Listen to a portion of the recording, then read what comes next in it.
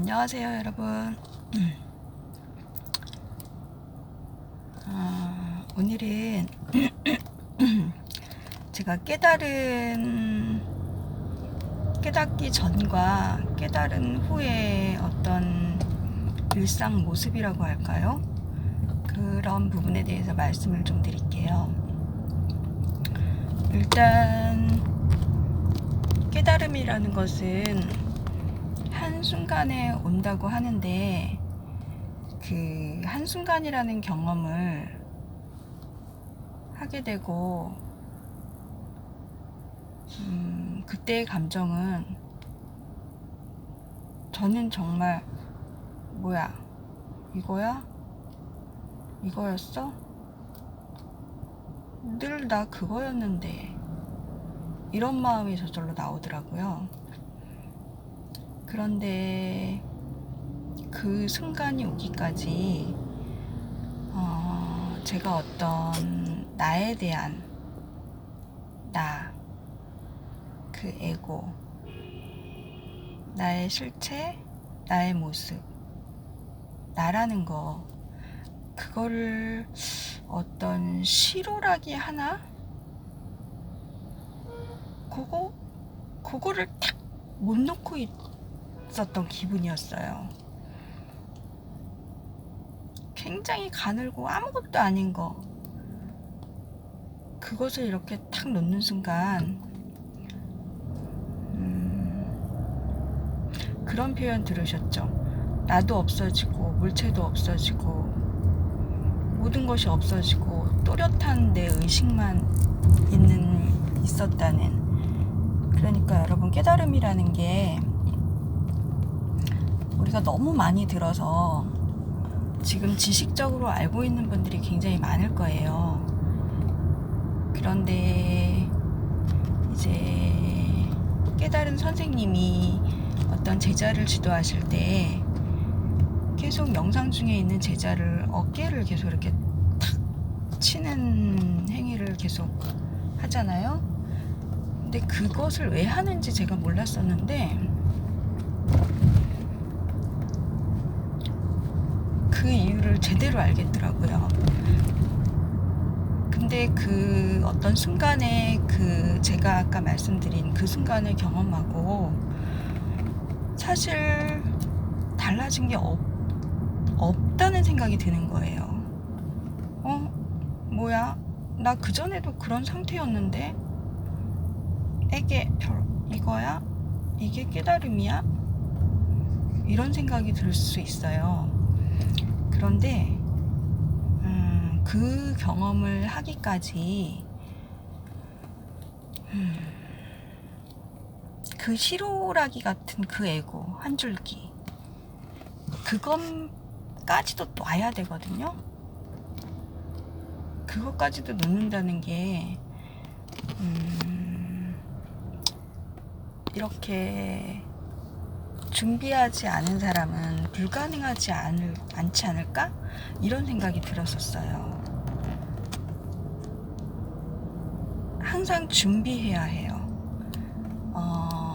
항상 맞이해야 하고, 항상 갈급해야 하고. 제가 오늘 새벽에 그 준비된 그 상태를 성경의 새 처녀의 비유를 통하여 너무나 깊게 알게 됐어요. 새 처녀가 있는데, 신랑을 맞이하는 새 처녀가, 제가 어릴 때 교회를 다녀서 그 새 처녀의 비유가 어떤 비유인지 알고 있거든요. 아주 더 재미나게 이야기를 해드리자면, 예수님께서 이제 어둑어둑한 밤이 되었는데 제자들하고 마을을 내려다보고 있는 그런 전경이었을 거예요. 그런데 이스라엘에서는 이제 신랑 신부가 결혼을 할 때 신랑이 신부네 집으로 오는데 그 신랑을 맞이하기 위해서 신부 친구들이 불을 밝히고 맞이를 해요. 그런데 그 신랑이 그 저녁에 오긴 오는데 언제 올지 모르는 거예요. 이른 저녁에 올지 때쯤 밤에 올지. 그래서 그 신랑을 등잔 이제 잔을 준비해서 거기다 기름을 준비해서 그것을 이렇게 밝히고 기다리고 있는 모습을 보셨던 거예요. 그래서 그 순간에 그 세처녀의 비유를 말씀해 주시거든요. 그러면서 한 처녀는 기름을 준비하지 않았어요. 그리고 한 처녀는 기름을 반만 준비했었어요. 그리고 한 처녀는 기름을 가득 준비해서 이제 신랑을 기다리고 있었던 거예요. 그런데 갑자기 생각지 않은 때에 그냥 신랑이 이제 등장을 해요. 그러니까 기름이 없었던 그 처녀가 친구야, 나 기름 준비 못했는데 나 좀 빌려다오 하니까 미안해. 나도 써야 해서 줄 수가 없어. 정말 이 기름은 누가 줄 수 있는 게 아니라는 그 말씀을 하신 거예요. 그리고 항상 늘 깨어서 그 기름을 신랑을 맞이하는 그 마음을 가지고 준비하라는 그런 메시지시거든요. 마찬가지로 우리가 그 깨달음의 순간은 신랑이 호련히 임하듯이, 신랑이 생각지 못한 때에 임하듯이 언젠가 임하는데, 그때 항상 이렇게 등잔, 밝힐 수 있는 등잔, 기름을 준비한 등잔이 필요했던 거예요. 그 말씀을 주신 거였거든요. 이 기름은 빌려줄 수도 없고요. 스스로 준비해야 하는 건데, 항상 깨닫게 되기를, 처녀가 신랑을 맞이하는 그 순간이 언제가 될지 모르지만 계속 기다리고 원하고 갈망하는 그 마음을 말씀하신 거거든요. 그래서 어느 순간에 이제 신랑은 도착해요. 비유가 너무너무 적절했어요. 그런데 그 준비는 무엇이냐면, 살다가 욕심꾸러기가 갑자기 에고를 내려놓을 수 없어요. 계속 연습하고 내려놓게 해달라고 하나님 앞에 무릎 꿇고 기도하고, 나의 부족한 점을 내려놓고, 그러는 과정에서 내가 온전히 내려놓게 되는 그 실오라기 같은 그 끈 하나, 에고의 마음까지도 내려놓을 때 그것이 나의 마음에, 나의 한가운데 임하는 것을 제가 경험을 했거든요.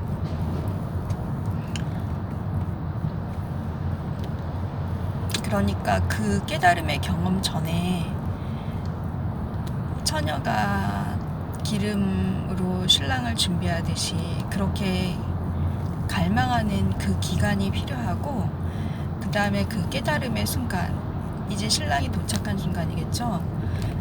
그 후에 막상 저는 달라진 게 없다고 생각을 했어요. 그런데 너무 놀랍게 이제 그 불교에서 말하는 견성의 경험을 하고 나니까 이 세상에 많은 이치들이 그냥 들어와요. 그 성경에 나와 있는 예수님께서 감추어 두신 그 진리의 비밀들이 쏙쏙쏙 그냥 저 스스로 들어오는 그런 경험이 있고, 그리고 꿈을 통하여 날마다 이야기해 주시고, 그리고 요즘에 제가 특별히 경험하고 있는 것은 내가 영성적으로 지금 연결되어 있는 사람들이 누구누구라는 걸 그전에는 잘 몰랐었거든요. 근데 확실히 드러나게 보여주시고 계세요. 제가 보고 싶었던 동생이 있는데, 영희야, 언니 내일 너무 보고 싶다 그랬더니 새벽에 그 톡을 넣었어요. 나중에 보겠거니 하고, 그러면 시간 나면 뭐 언제든지 오면 볼 수 있으니까. 그런데 언니, 제가 안 그래도 언니 내일 만나려고 모세코드라는 책을 둘이 되게 이렇게 찾고 있었거든요. 그게 절판돼서 안 나오는 책인데, 언니, 제가 모세코드를 구입하게 됐다고. 그래서 내일 안 그래도 언니한테 가려고 했다고. 그래서 너무 신기했었어요. 그리고 저의 고객 중에 꿈을 꿨는데 제가 사라지는 꿈을 꿨대요. 그러면서 무슨 일이 있었냐고. 그래서 너무 신기하더라고요. 근데 제가 그 전날 그 고객이 경찰이시거든요. 강력계 형사님이세요. 잠깐 그분 생각을 했는데, 그분이 저의 꿈을 꾸고 나에게 무슨 일이 있었나 궁금해하시는 그런 모습 보면서, 정말 이렇게 영성적으로 나에게 필요한 사람들은 이렇게 다 연결이 되어 있고 마음으로 묶여 있구나, 이런 그것을 지금 요 며칠 계속 경험을 하고 있어요. 우리가 사람을 분별 없이 만날 수 있고 한데,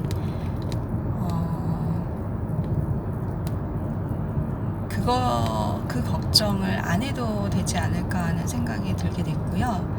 그리고 제가 지금 명리 공부를 하고 있는데,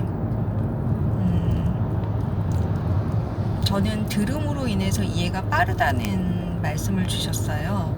그러니까 책을 보고 그것을 외우고 이러는 것보다 그냥 들으면 그것이 그냥 다 암기가 되고 이렇게 이해가 되고, 거기에서 내포되어 있는 뜻들이 그냥 들어오거든요. 그래서 내 안에 하나님과 내 안에 부처에게 더 민감하게 내 안에서 이야기하여 주시는 것을 믿고 그 부분을 걱정하지 않는 상황이 되었고요.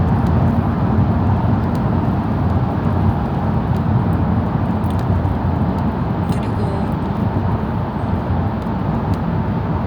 이제 내가 살면서 어떤 틀에서 있었기 때문에 내가 나답지 못한 것들이 많이 있었는데, 그 틀에서 해방이 되는 그런 경험? 그런 마음이 들어오면서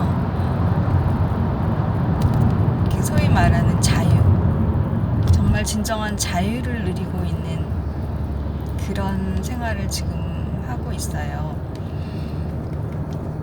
그래서 진리가 너희를 자유케 하신다는 뜻이, 이것을 진짜 몸소 실감하고 나니까 그 깊은 뜻이 무엇인지 정말, 제가 요즘에 이렇게 언어로 말을 한다는 게 굉장히 이게 한계가 있고 제한적이라는 생각을 많이 하거든요. 그래서 이 모든 것들이 다 그냥 그냥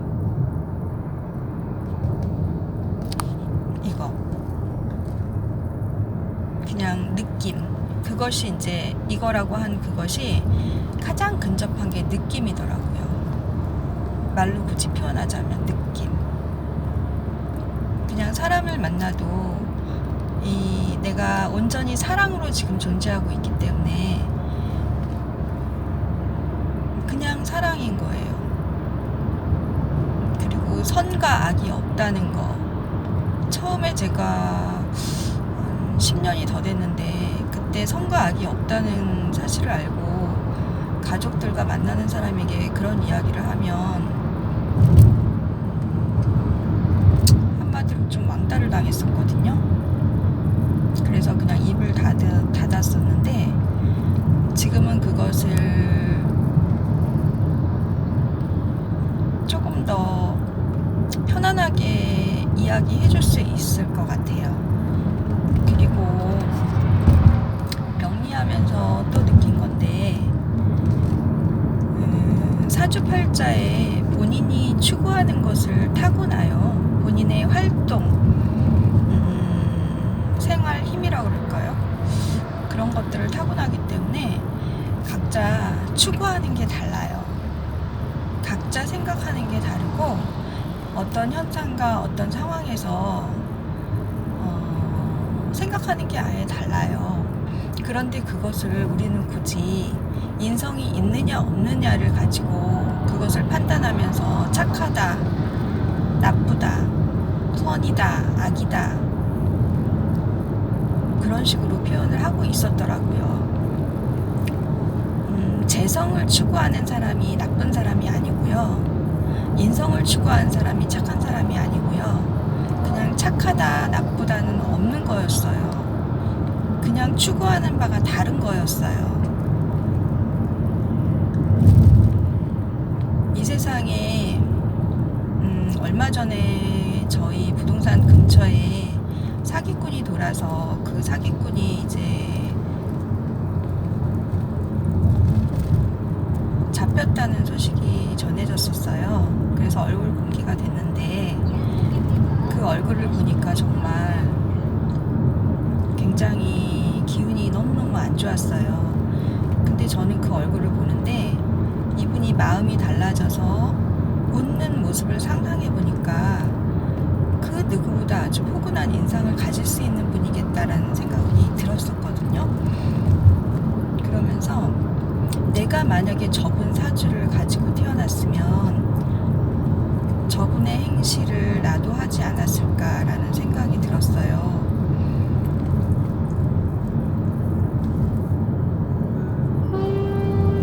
저는 그냥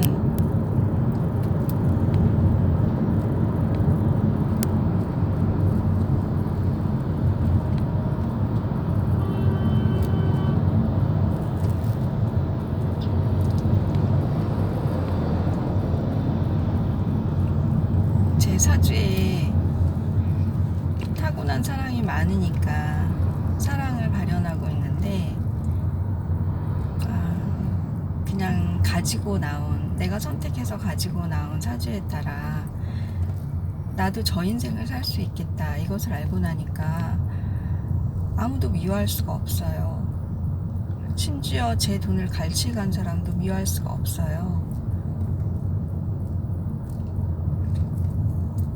근데 이런 마음이 들어오기까지 정말 묻어난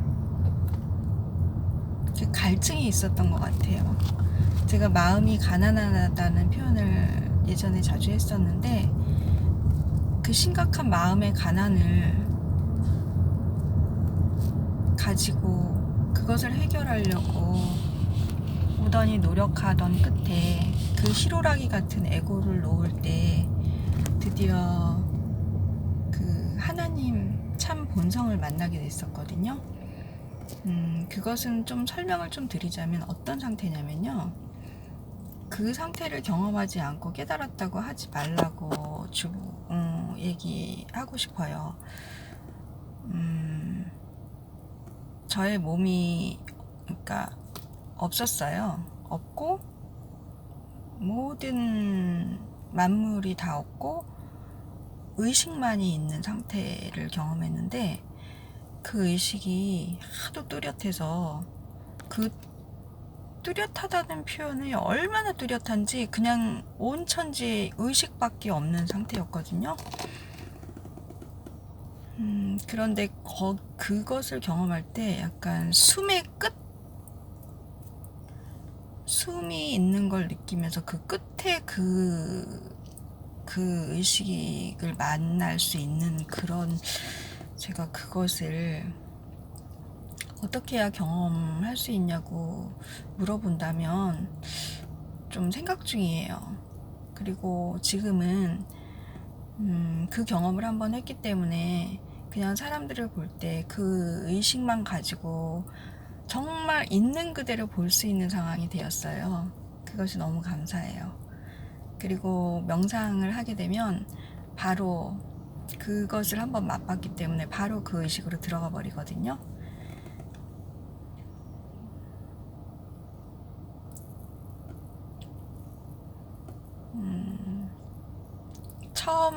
그러니까 그 깨닫기 전과 후 그 마음 상태가 그 상태가 설명이 됐는지 모르겠어요.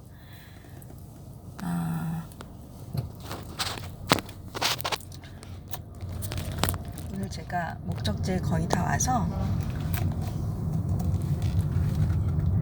이 정도 말씀드리고,